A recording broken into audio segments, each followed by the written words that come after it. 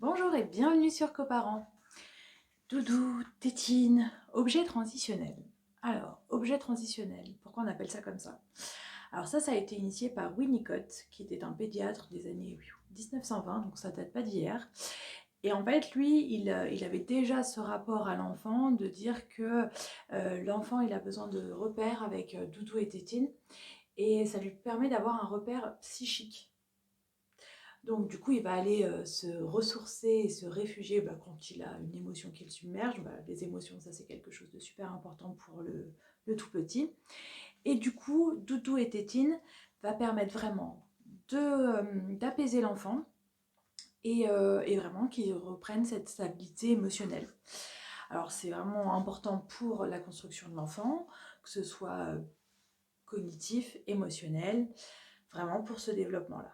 Donc ça, c'est vraiment les objets transitionnels. Donc quand vous allez décider de mettre votre enfant, que ce soit assistante maternelle, crèche, quelle qu'elle soit, ou même chez la famille, enfin bref, le mode de garde que vous avez choisi, et bien du coup ces objets vont lui permettre vraiment de se remémorer la maison, d'être bien là où il sera.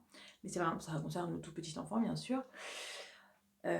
Et du coup, voilà, il va se sentir bien grâce à ces objets transitionnels. Pourquoi transitionnel? Parce que ça transite de la maison jusqu'à l'endroit où il est gardé, accompagné.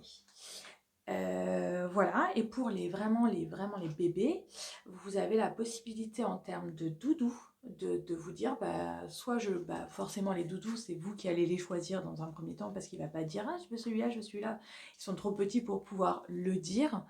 En tout cas, pour l'exprimer des fois c'est pas facile, donc c'est vrai que vous pouvez vous choisir un doudou et dormir avec les mamans, donc vous les mettez dans votre t-shirt et du coup ça va s'imprégner de votre odeur, ou alors un petit t-shirt de maman qui va garder l'odeur de maman, elle vous dormez avec, et puis vous ferez un nœud, et puis vous le donnerez, et puis il y aura l'odeur de la lessive, de l'odeur de la maison, en fait. Tout est fait de plein d'odeurs où les enfants peuvent se retrouver et se ressourcer vraiment dedans.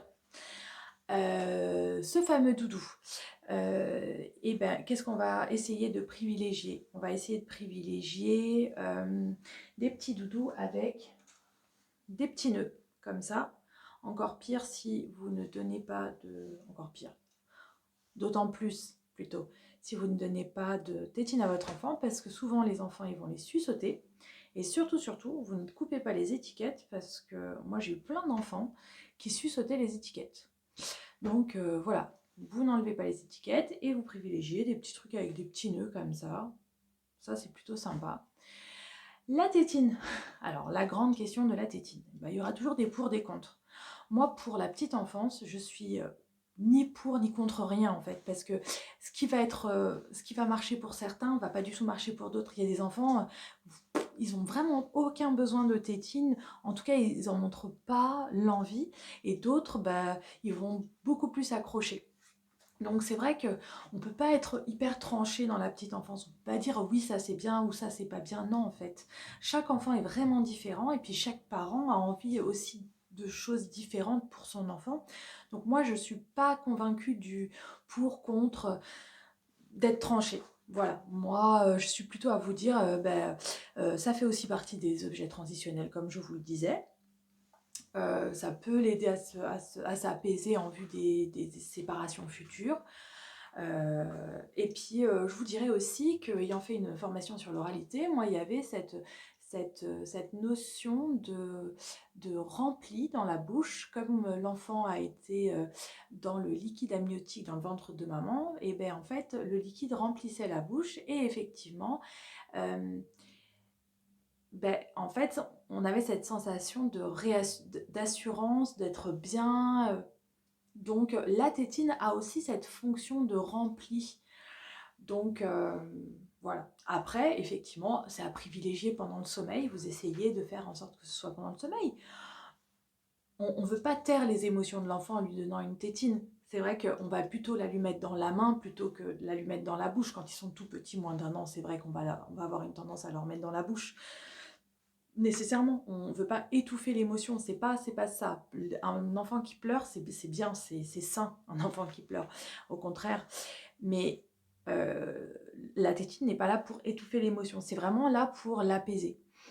Après, pour les contres, on va dire, on va vous parler des difficultés de langage. Donc effectivement, le fait d'avoir la tétine en bouche et de parler, les mots ne seront pas correctement déjà dits et pas non plus entendus, puisque de toute façon, vous entendrez les enfants répéter ce que vous dites. Et alors avec une tétine, c'est vrai que c'est pas très bon. Donc c'est sûr que privilégier la tétine, vraiment, pendant le sommeil. Le rôle du parent, c'est exactement, c'est ça en fait, c'est de dire, d'expliquer et de verbaliser le fait que écoute, on va essayer de faire en sorte, quand il sera peut-être un peu plus grand, si c'est compliqué vers les 18 mois, un peu plus grand, de dire allez, on va essayer, tu vas y arriver. Moi, je vous le dis toujours, il faut vraiment aider, encourager, valoriser votre enfant et ça fait partie de l'éducation. Vous pouvez aussi mettre dans le lit, quand il se réveille, un petit, je sais pas, un petit panier, un petit truc sympa, que vous aurez même peut-être customisé avec lui, et de dire, ben voilà, la tétine, elle fait, elle, dodo toute la journée, et quand toi, tu fais dodo, tu peux prendre ta tétine. Ça aussi, vous pouvez l'amener de façon un peu plus ludique. Maintenant, parce que aussi, on va vous dire, oui, mais il va falloir se lever toute la nuit pour remettre la tétine de bébé. Alors déjà, oui, mais vous n'allez peut-être pas que vous lever pour remettre la tétine. Les enfants, ça pleure dans la nuit et vous aurez de toute façon à vous lever pour cette raison-là ou pour d'autres. Maintenant, vous pouvez acheter des tétines phosphorescentes que vous allez retrouver dès que vous allez entrer dans la pièce. Voilà. Donc là, vous serez moins embêté. Donc si elle est sous le lit, vous la verrez immédiatement. Moi, je vous conseille aussi, pour éviter de les perdre à tout va, parce qu'on en achète beaucoup, c'est de prendre un attache-tétine. Je vous le déconseille en bois, parce que souvent, quand c'est dans la bouche, ça pèse. Et du coup, ça pèse sur les dents, ça pèse sur tout. Donc, je pense qu'à un moment donné, au niveau de la bouche, du squelette et tout ça, c'est pas très bon que ça pèse. Mais vous en avez d'autres en silicone. Donc, les attache-tétines en silicone, c'est bien, parce qu'en plus, l'enfant peut se faire les dents dessus. Donc voilà, donc essayez de regarder un petit peu tout ça.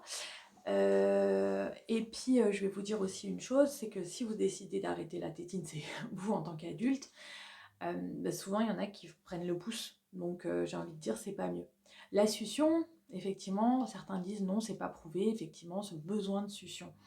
Mais on les voit s'apaiser en fait. Le but des parents, c'est de pouvoir répondre à l'émotionnel de l'enfant, surtout en dessous de 1 an, et parce qu'il pleure beaucoup et des fois on ne comprend pas toujours les raisons, l'apaiser, le fait de se ressourcer, je pense que la tétine peut aider.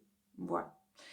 Maintenant, si vous avez décidé de ne pas en donner une et que vous arrivez tout à fait à apaiser les pleurs de votre enfant et qu'il y arrive très bien et que dans les modes de garde où il est, il y arrive très bien, et ben c'est très bien. Et d'autant plus que vous avez plein de tétines complètement différentes. Donc voilà, j'espère que ça vous aura aidé. N'hésitez pas à aimer, n'hésitez pas à commenter, donner vous aussi votre expérience et surtout à vous abonner. À très vite!